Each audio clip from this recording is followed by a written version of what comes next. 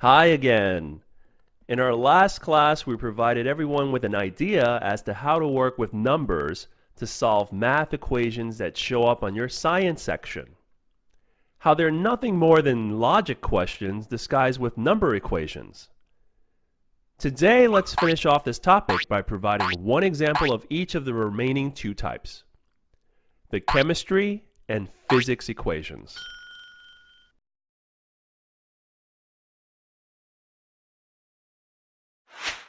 Let's start with a chemical equation first. Here in the passage about water splitting and the different types of methods they used, let's try to quickly look at question 31 first to get an understanding of what they're asking for.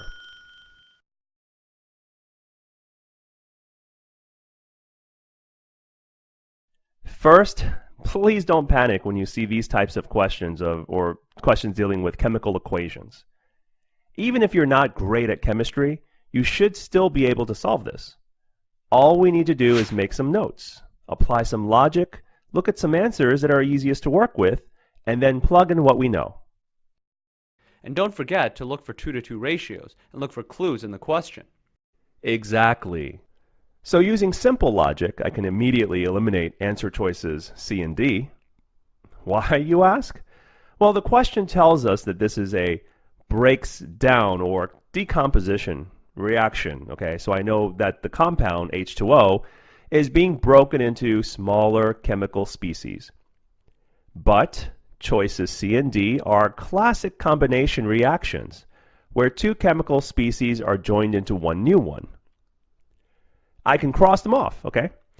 And now that we are down to a 50-50 chance, let's draw it out.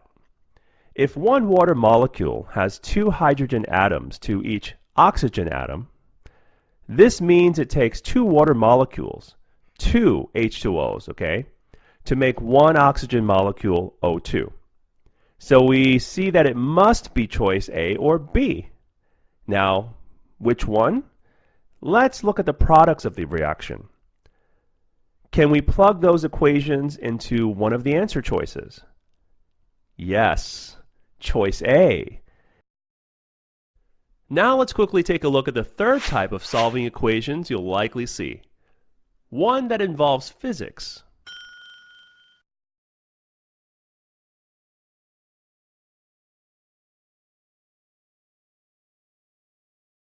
In this experiment, we're dealing with a stereoscopic lens, and we have to identify the certain formulas that they use to calculate certain qualities. I'll give you just a moment to digest this information quickly.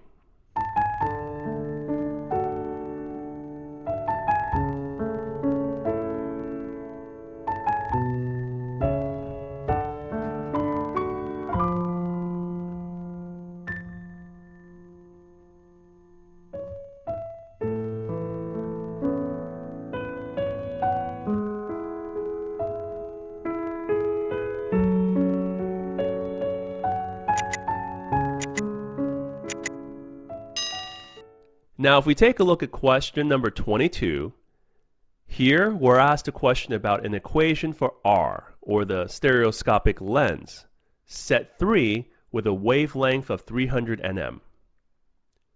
Clearly, we should focus on experiment 3, where the equation for R is given right here.